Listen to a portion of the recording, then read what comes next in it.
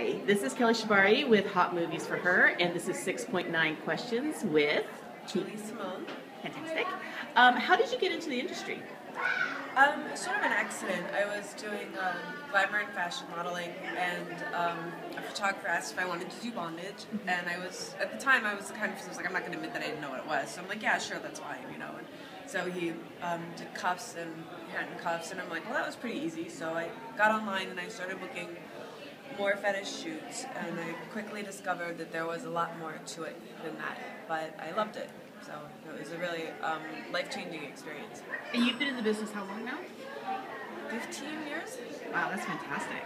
Have you done mostly just in the U.S. or you also overseas? Because I know you go overseas a lot. I go overseas, but usually I'm going for film festivals. I haven't really shot much overseas for not any real reason. I mean, I'd love to, it just hasn't really happened.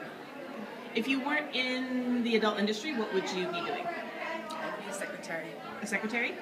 I'd be an artist. I'd actually really like to be an artist. Was there anything that you didn't know before you got into the industry that you learned? Absolutely. I didn't know anything about fetish. I didn't know what a fetish was. I didn't know latex existed. I didn't know about bondage, or even that feminists could like porn. So it's been quite an experience. What's the funniest thing that's happened on set? Probably one of the funniest is when I did my first strap-on scene. It was for disciplining Dana, and I had my foot up on this bondage bed, and it was covered with a latex sheet. My other foot, I'm standing on an apple box, and my boot slipped on the latex sheet, like mid-stroke, and I went flying off the apple box, like in the middle of fucking someone, which is ouch. Comical. That was Dana D'Armond. D'Armond? Okay. Before she was a star. Yeah. A sex tip that you could offer to somebody who's not in the business that you may have learned by being in the business? I don't know if I learned this in the business, but enthusiasm is, definitely key. If you're sucking dick and you're looking bored, nobody's having fun. Yeah, exactly. So. And the person that you're with is watching. So just because you're not a porn performer, it doesn't mean it doesn't mean you watching. can't put on a good show. Exactly.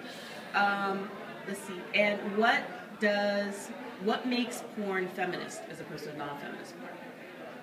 I think how you treat the actors, for sure. Because I've been on sets and I've been treated horribly, which didn't make me feel good about the situation, didn't make me feel sexy. So I think the experience for the performers, which the public can't really, feel when they're watching it, but for the people involved, I think that's important. And I think just showing stuff that, a variety is definitely feminist.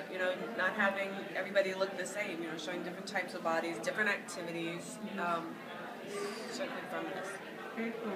Well, Julie Simone, thank you so much. I hear you're running off to a shoot, so I'm going to let you go. And this was 6.9 Questions for Hot Movies for Her.